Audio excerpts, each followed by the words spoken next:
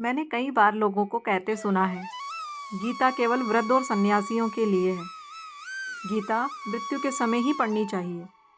गीता बहुत कठिन है, समझ नहीं आएगी। गीता केवल हिंदू धर्म के लोगों के लिए है, या फिर गीता पढ़ने से वैराग्य आ जाएगा, दुनिया से मन हट जाएगा। या गीता सिर्फ धार्मिक ग्रंथ है, इसमें आधुनिक समस्याओं का हल नहीं। ऐसी ही कई और बातें भी जो मैंने अपने आसपास से सुनी है। आपको क्या लगता है? क्या आपने भी ऐसी बातें सुनी हैं? या आप भी मानते हैं? दोस्तों, आप सभी का स्वागत है हमारे चैनल संतों की वाणी में।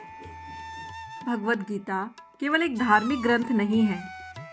यह जीवन को समझने, जीने और उसे ऊंचाई पर ले जाने का एक प्रैक्टिकल गाइड है। आइए आज हम जानते हैं कि सभी को भगवद गीता क्यों पढ़नी चाहिए। पहला, जीवन के उद्देश्य को समझने के लिए। गीता स्पष्ट करती है कि हम केवल शरीर नहीं हैं, हम आत्मा हैं। यह हमें हमारे जीवन के उच्च उद्देश्य से जोड़ती है। धर्मो रक्षति रक्षत, धर्म की रक्षा करने वाला स्वयं सुरक्षित रहता है। दूसरा, संकट और भ्रम में स्पष्टता पाने के लिए। अर्जुन युद्ध भूमि में जब पूरी तरह भ्रमित थे, तब श्री कृष्ण ने उन्हें गीता का ज्ञान दिया। गीता सिखाती है कि कठिन परिस्थितियों में कैसे शांत और स्थिर रहें, निर्णय कैसे लें, भावनाओं से नहीं विवेक से। तीसरा, कर्म और परिणाम के सही सिद्धांत को जानने के लिए। गीता सिखाती है, कर्म करो, फल की चिंता मत करो। यानी हमें अपना कर्तव्य ईमानदारी से करना है, फल अपने आप आएगा। यह सिद्धांत आज के तनावपूर्ण और लक्ष्य प्रधान जीवन में शांति ला सकता है। चौथा, मन और इंद्रियों पर नियंत्रण के लिए। गीता आत्म संयम, ध्यान और मन की स्थिरता का अभ्यास सिखाती है, जिससे गुस्सा, लोभ, मोह पर नियंत्रण आता है। जीवन में अंतर्मुखता और आत्मबल बढ़ता है। पांचवा, नेतृत्व, निर्णय और रिश्तों के लिए। श्री कृष्ण और अर्जुन का संवाद हमें बताता है कि कैसे दूसरों का मार्गदर्शन करें, कैसे रिश्तों में धर्म और दायित्व का संतुलन बनाए रखें। सच्चा लीडर कौन होता है? जो सेवा भाव से कार्य करता है। छठा, आधुनिक जीवन में भी पूरी तरह प्रासंगिक, चाहे आप विद्यार्थी हों, गृहस्थ, कर्मचारी या व्यवसायी। गीता में हर भूमिका के लिए मार्गदर्शन है। यह कोई पुरानी किताब नहीं, यह आज के हर इंसान की ज़रूरत है।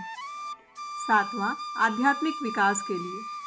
गीता आत्मा, परमात्मा और उनके संबंध को स्पष्ट करती है, जिससे जीवन में शांति, भक्ति और समाधान आता है। भगवद गीता हमें सिखाती है कैसे जिएं, ना भागे ना डरें, बल्कि कर्म करें, साक्षी बने और ईश्वर से जुड़ें। श्रद्धावान लभते ज्ञानम, श्रद्धा रखने वाला ही सच्चा ज्ञान पाता है। क्या आपके मन में ये प्रश्न उठ रहा है कि गीता के ज्ञान को जीवन में उतारना मुश्किल है? बिल्कुल भी नहीं। चलिए एक एक करके सरल भाषा में समझते हैं। गीता कोई भारी भरकम दर्शन नहीं थोपती, बल्कि व्यवहारिक जीवन के लिए मार्गदर्शन देती है। गीता कहती है कि फल की चिंता मत करो, अपना कर्म ईमानदारी से करो। इसे तो हर व्यक्ति अपने जीवन में उतार सकता है। शुरू में कुछ बातें गूढ़ लग सकती हैं, लेकिन जैसे जैसे समझ बढ़ती है, ज्ञान व्यवहार में आ जाता है। उपाय, जैसे व्यायाम से शरीर मजबूत होता है, वैसे ही गीता के श्लोकों पर रोज थोड़ा चिंतन करने से मन और जीवन दोनों सशक्त हो जाते हैं। क्या इसे रोज पढ़ना जरूरी है? तो मैं कहूँगी हाँ, रोज 5-10 मिनट भी काफ़ी हैं। गीता पढ़ना एक आध्यात्मिक व्यायाम की तरह है। रोज थोड़ी थोड़ी मात्रा में पढ़ने से अनुभव गहरा और स्थायी होता है। जैसे खाना रोज चाहिए, वैसे ही आत्मा को ज्ञान और शांति के भोजन की भी आवश्यकता होती है। यदि समय कम है तो एक श्लोक रोज पढ़ें, उसका अर्थ और भाव समझें, या केवल एक अध्याय चुनें और रोज उसका पाठ करें। अब हम समझते हैं गीता को पढ़ने का सही तरीका क्या हो सकता है। गीता को पढ़ने का कोई एक फिक्स तरीका तो नहीं है, लेकिन कुछ बिंदु इसमें मदद कर सकते हैं। जैसे भावना से पढ़ें, केवल शब्दों से नहीं। मन में श्रद्धा और सीखने की लगन होनी चाहिए। एक एक श्लोक पर ठहरें, अर्थ और भाव समझें बिना आगे न बढ़ें। हिंदी अर्थ और व्याख्या से समझें। स्वचिंतन करें, सोचें इस श्लोक को मैं अपने जीवन में कैसे उतार सकती हूँ। नियमितता रखें, रोज़ थोड़ा पढ़ें लेकिन लगातार पढ़ें। किसी मार्गदर्शक या शिक्षक से समझें। शुरुआत में क्लास, ऑडियो या सरल भाषा से मदद लें। उदाहरण: श्लोक कर्मण्येवाधिकारस्ते मा फलेषु कदाचन। इसका अर्थ समझो। तुम्हारा अधिकार केवल कर्म करने में है, फल पर नहीं। खुद से पूछो, क्या मैं फल की चिंता करती हूँ? अभ्यास करो, आज का कोई काम फल की चिंता किए बिना करो। यही है गीता को जीवन में उतारना। कुछ लाइव एग्जाम्पल से समझते हैं। विद्यार्थी का उदाहरण: स्थिति: राज एक छात्र है जो बोर्ड परीक्षा की तैयारी कर रहा है। उसने 6 महीने ईमानदारी से पढ़ाई की, लेकिन परीक्षा के एक दिन पहले वह सोचता है, अगर टॉप नहीं किया तो सब बेकार हो गया। यह फल की चिंता है। वह फल को पकड़ कर बैठ गया।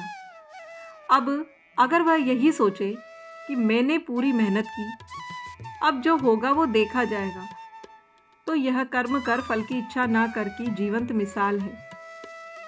राज को अपना फोकस सिर्फ पढ़ाई पर रखना चाहिए, रिजल्ट अपने आप आएगा। यही गीता सिखाती है। ऑफिस का एग्जाम्पल लेते हैं। सीमा एक ऑफिस में काम करती है। वह हर दिन पूरी ईमानदारी से प्रोजेक्ट पर काम करती है, लेकिन उसका प्रमोशन नहीं हुआ। अगर वह कहे, मैं तो अब काम ही नहीं करूँगी, जब प्रमोशन ही नहीं मिला तो वह फल की इच्छा में फंस गई। अगर वह सोचती है, मेरा कर्म अच्छा करना है, बाकी कंपनी कब क्या दे वो उसका विषय है, तो यह है गीता के अनुसार सही सोच। कर्म करो, अपना काम श्रेष्ठता से करो। फल की चिंता छोड़ दो। प्रमोशन कब होगा यह नियति तय करेगी। आपका अधिकार केवल कर्म पर है, फल पर नहीं। इसलिए फल की, हल्की या भारी इच्छा करने की बजाय अपने कर्म निष्ठा से करो। दोस्तों, इन 2 उदाहरणों से हमने समझा कि गीता जी के ज्ञान को हम अपने जीवन में किस तरह उपयोग करते हैं। आशा करती हूँ आपको ये वीडियो ज्ञानवर्धक लगा होगा। वीडियो में अभी तक बने रहने के लिए धन्यवाद। आप भी इसी तरह से गीता के ज्ञान को अपने जीवन में उतारें और अपने जीवन को श्रेष्ठ बनाएं।